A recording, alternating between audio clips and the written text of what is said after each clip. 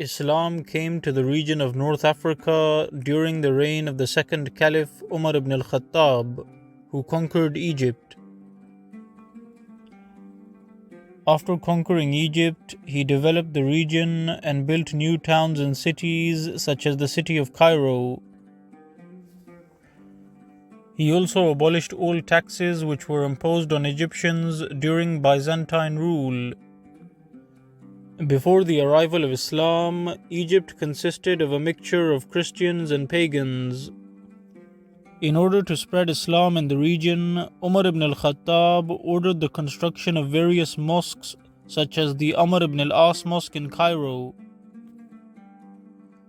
In addition to this, Umar ibn al-Khattab also conducted many social reforms and managed to put an end to barbaric pre-Islamic practices in Egypt, such as throwing young girls into the river Nile as human sacrifices.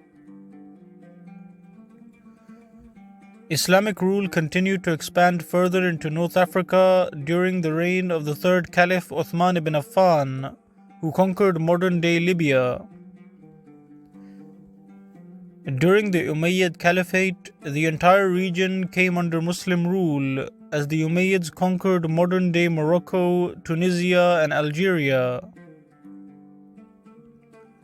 These regions were inhabited by tribes known as the Amazigh, who practiced their own religions and worshipped multiple different gods.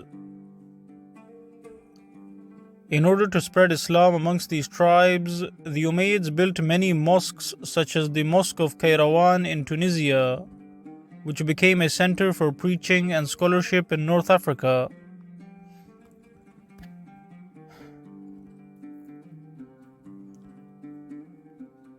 Another way in which the Umayyads preached Islam in the region of North Africa is by encouraging Muslims from the Arabian Peninsula and other regions to come and work in North Africa and contribute to the development of the region. One of the people who was invited to North Africa during this period was Ubayd bin Akram al-Balawi, who migrated from Hijaz to North Africa and worked as a doctor in the city of Kairouan. The Umayyads also built many other mosques across North Africa, such as the Zaytuna Mosque in Tunisia and the Sidi Uqba Mosque in Algeria. After thousands of Amazigh tribes had converted to Islam, the Umayyads began appointing local governors in the region, such as Tariq bin Ziyad, who became the Umayyad governor of Tangier.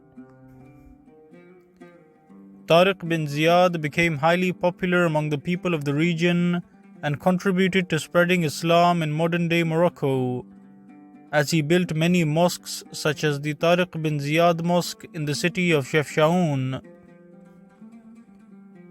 Because of his vast abilities and his popularity, Tariq bin Ziyad was eventually given the task of leading the Islamic conquest of Spain. In the year 711, Tariq bin Ziyad led an Umayyad army that crossed the Mediterranean and defeated the Spanish king known as King Roderick. North Africans continued to contribute to Islamic civilization during the reign of Umar ibn Abdul Aziz, who appointed the Amazigh Muslim known as Sabiq al-Barbari as a high-ranking judge. Umar ibn Abdul Aziz also increased Umayyad efforts to spread Islam in North Africa, and he sent the Persian Islamic scholar known as Ismail ibn Ubayd al-Muhajir to preach Islam in the region. Umayyad rule began to decline in North Africa during the reign of Hisham ibn Abdul Malik, who removed all locals from government positions and replaced them with Arabs. As a result, the Amazigh tribes revolted against the Umayyads and managed to expel them from much of modern-day Morocco.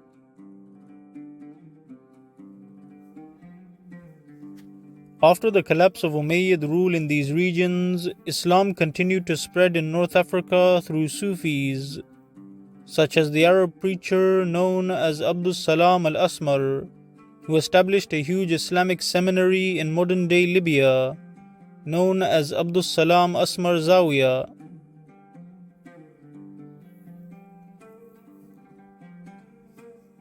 The Sufi approach of Abdus Salam Asmar appealed to the people of North Africa as it focused on social and spiritual reform rather than politics.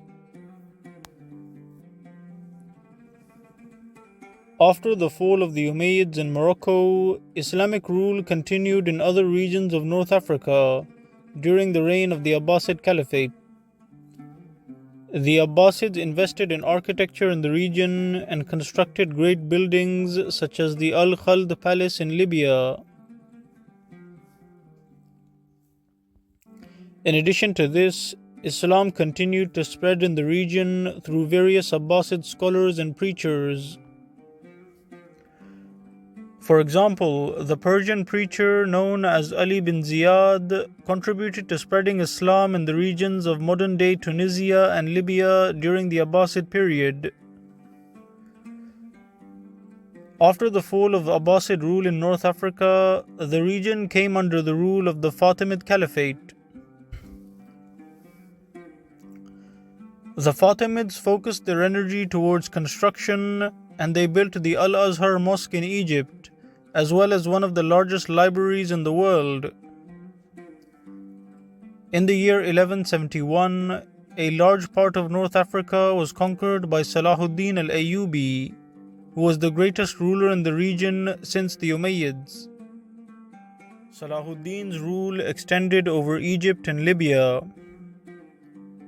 During his reign, he made great efforts to spread Islam among the Coptic Christians of Egypt. Many of them embraced Islam during his rule, such as the Egyptian Christian known as Al-Asad bin Mamati, who converted to Islam and wrote a biography of Salahuddin.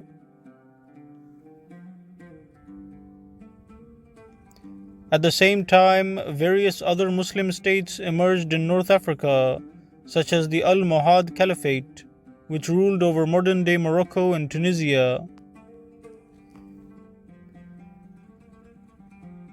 In the 13th century, the Mamluk dynasty rose to power in Egypt and became the most powerful empire in North Africa. The Mamluks built houses, schools, and mosques across the region and paid special attention to the city of Cairo in Egypt, which became one of the most beautiful cities in the world. The Tunisian scholar known as Ibn Khaldun, who visited Cairo during this period, stated, "It is the capital of the world and the gathering place of nations. Cairo is more vast than anything one imagines."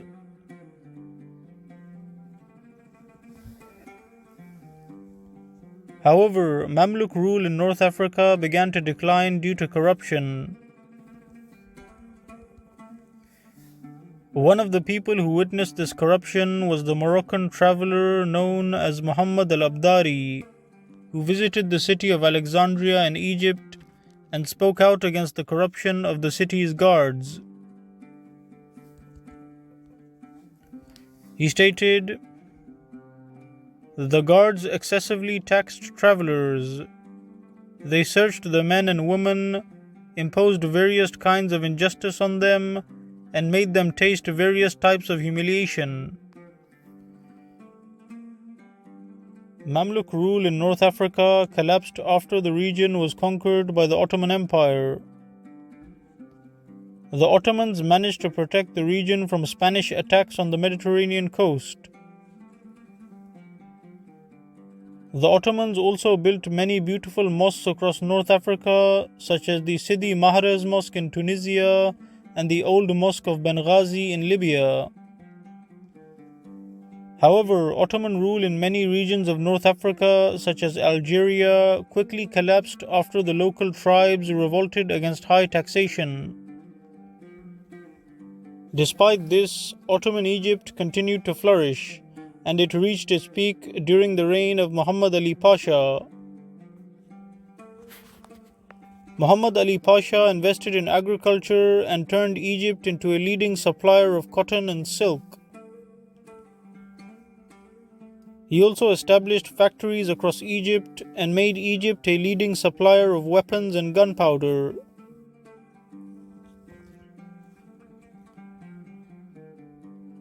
Muhammad Ali Pasha also invested in education and built schools specializing in subjects such as medicine. After the collapse of Ottoman rule, North Africa came under the rule of weak states. During this period, many Sufi orders such as the Tijani, Sunusi and Darqawi Sufi orders were formed in North Africa in order to oppose weak North African kings who had begun to collaborate with European Christian kingdoms. These Sufis called on North Africans to turn back to Islam in order to become powerful in the face of external threats. Many of these Sufi leaders were persecuted by the state, such as the leader of the Darqawi Sufi order, known as Suleiman bin Muhammad, who was jailed by the King of Morocco. In the decades that followed, British, French, Italian, and Spanish colonialists took control of North Africa, while facing fierce resistance from Sufi leaders such as Umar al-Mukhtar and Abdul Qadir al-Jazairi.